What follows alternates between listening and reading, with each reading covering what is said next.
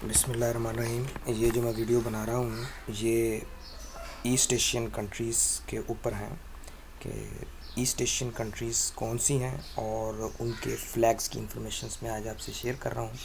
तो सबसे पहले ईस्ट एशियन कंट्रीज़ में जो है वो 6 ममालिक आते हैं। सबसे पहला ममालिक जो है जिसमें चाइना, दूसरे नंबर पे जापान, तीसरे नंबर पे नॉर्थ कोरिया, चौथे नंबर पे साउथ कोरिया, पाँचवें पे ताइवान, छठे पे मंगोलिया।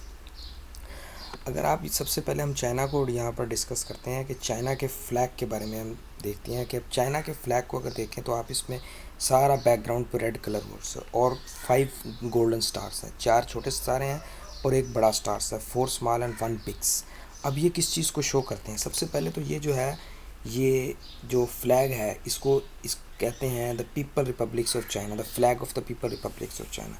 अब जो रेड कलर्स है वो शो करता है कम्युनिस्ट रेवोल्यूशंस को, जबकि जो बड़ा स्टार्स है, बिग स्टार्स, वो इनकी मुल्क की एक पार्टी को शो करता है जिसको ये कम्युनिस्ट पार्टी कहते हैं। और जो 4 स्टार्स है ये रिलेशनशिप शो करते हैं इस पार्टी के साथ कि we are unite under this communist parties. तो इसको फ्लैग को डिज़ाइन किया था जेन लाइन सॉन्ग्स। तो ये तो जो है वो चाइना का फ्लैग के बारे में इंफॉर्मेशन थी। अब हम जापान के फ़्लैग के बारे में देखते हैं। तो जापान के फ़्लैग के बारे में देखा जाए तो जापान का फ़्लैग जो है वो बैकग्राउंड उसका वाइट है और अंदर से जो है वो सन की तरह एक सेंटर डिस्क है। तो ये जो सेंटर डिस्क है ये तो बेसिकली सन को शो करती है और ये इनके रिलीजियंस में जो है वो एक पावर समझी जाती है, गॉड पावर्स, यानी देवता टाइप एक पावर समझी जाती है। और जापान का जो निक नेम है वो जो है लैंड ऑफ राइजिंग ऑफ सन भी कहते हैं इसको। ठीक है, ये जो डिस्क है ये भी कहती है। और वो सन जो है वो इनका इंपॉर्टेंट रोल प्लेस करते हैं इनके रिलीजन में। जबकि जो है वो वाइट कलर की जो डिस्क है इसको जो है वो ये शो करती है पीस को, हारमनी को। और जापान के जो फ्लैग को ऑफिशियली उनकी जो लैंग्वेज में जाना जाता है उसको कहते हैं निशोकी। ठीक है जी। और इसके अलावा जी कॉमनली भी जो जाना जाता है वो हिनोमारो भी कहते हैं इसको। तो उसके बाद जो है अब हम जो है वो तीसरा फ्लैग आपसे डिस्कस करते हैं साउथ ईस्ट एशियन कंट्रीज़ का।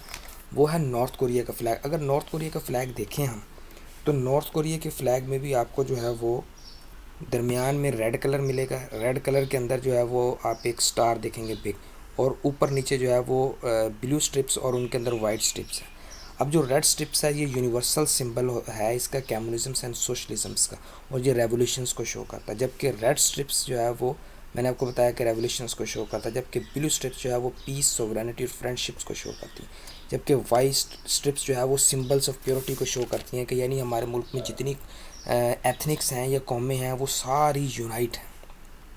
तो इसके फ्लैग्स का ये असल मकसद है। अब साउथ कोरिया के फ्लैग्स की जानिब चलते हैं कि साउथ कोरिया का फ्लैग्स क्या कहता है। अब साउथ कोरिया के फ्लैग्स में आप देखेंगे कि बैक पे जो है वो वाइट कलर्स है, तो उसके अलावा एक जो है वो बाल बनी हुई है इसके अंदर, और बाल के अंदर रेड कलर्स और ब्लू कलर, और साइड्स पर जो है वो आप देखें छोटी छोटी स्ट्रिप्स बनी हुई हैं।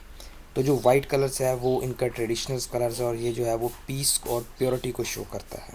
जो अभी ये सर्कल्स बना हुआ है, ये जो डिस्क टाइप्स बनी हुई है, ये बेसिकली जो है वो इनके मजहबी फ़िलासफ़ी यिन यांग ने जो है वो इसको ड्राइव किया था। और उन्होंने कहा था कि ये जो है वो बैलेंस ऑफ नेचर को शो करती है।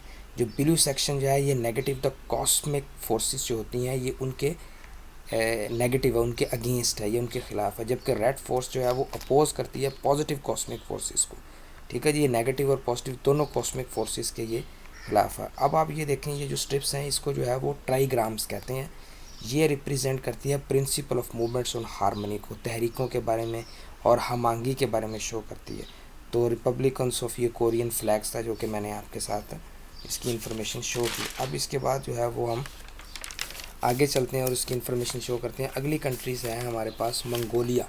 अब हम अगर मंगोलिया के फ्लैग्स को देखें कि मंगोलिया के फ्लैग्स जो है वो क्या कहता है, तो मंगोलिया के फ्लैग्स में देखें आपको पहली तरफ जो है वो रेड, दरमियान में ब्लू, फिर रेड्स कलर मिलेगा। ब्लू कलर्स जो है वो रिप्रेजेंट करता है एटर्नल ब्लू स्काई को, यानी हमेशा के लिए जो है वो हमेशा से जो चीज़ है वो या रहने वाला जो है स्काई वो ब्लू स्काई है। रेड कलर जो रिप्रेजेंट करता है ये मंगोलीज की एबिलिटी को शो करता है कि वो हर मुश्किल या हर मुश्किल इन्वायरमेंट्स में वो तेज़ी से आगे बढ़ सकते हैं। रेड कलर्स इनके यहाँ ये शो करता है। अब जो सिंबल आप रिप्रेजेंट देख रहे हैं ये ईच जो इसका मीनिंग्स है। अब सबसे ऊपर जो है वो आग का निशान है। ये जो फर्स्ट स्ट्रिप्स में अगर आप देखें तो ये सबसे ऊपर आग का निशान बना है, फायर। अब इनके नज़दीक फायर का सिंबल क्या कहता है? वो कहते हैं कि फायर का सिंबल जो है हमें ग्रोथ प्रोवाइड करता है, वेल्थ और सक्सेस प्रोवाइड करता है। अब उसके नीचे आप देखें तो सन और मून का बना हुआ।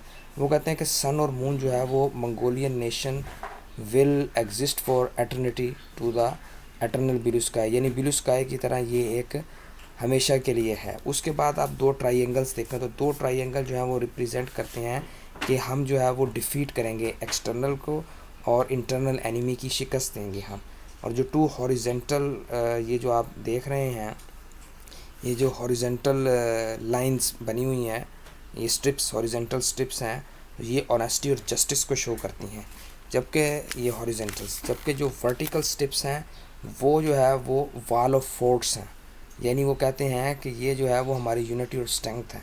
और इनके बारे में एक बड़ा मशहूर जुमला है कि the friendship of two is stronger than walls, यानी दो दोस्तों की जो है वो दो शख्स की दोस्ती जो है वो दीवार से भी मजबूत है। फिर उसके अलावा ये जो ताजी सिंबल आप देख रहे हैं जिस तरह के, ये इसके में भी था, ये साउथ कोरिया में भी, तो ये रिप्रेजेंट करता है mutual complement of man and women से। उसके बाद ताइवान का है, तो ताइवान में हम देखते हैं कि एक ब्लू जो है वो ब्रांड बना हुआ है और उसके अंदर जो है वो ब्लू कलर्स के अंदर एक सन है। तो सन जो है वो उनका ये जो उनकी ये ब्लू फील्ड्स जो है वो उनकी क्योमिंग टांग उनकी पार्टी है, ये उसका है। और जो रेस जो है वो 2 आवर्स हर दिन में 2 उसको रिप्रेजेंट करती हैं। तो red represent the revolutions of communist.